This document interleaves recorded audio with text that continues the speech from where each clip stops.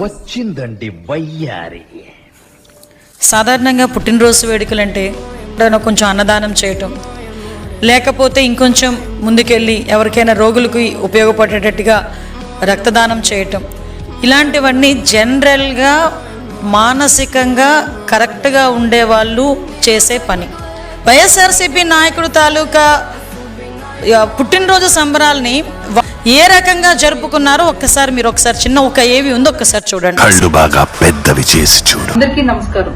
December 21 మనందరి ప్రియతమ నేత YSR Congress party అధ్యక్షులు మాజీ ముఖ్యమంత్రి వర్యులైన శ్రీ జగన్మోహన్ రెడ్డి గారి పుట్టినరోజు సందర్భంగా అల్లూరి సీతారామరాజు జిల్లా అరకు, పాడేరు, రంపచోడవరం నియోజకవర్గాల్లో 10 అంబులెన్స్లని ప్రారంభించడం నాకెంతో సంతోషంగా, గర్వంగా ఉంది. అంబులెన్స్ యొక్క ఇంపార్టెన్స్ మనందరికీ తెలిసిందే.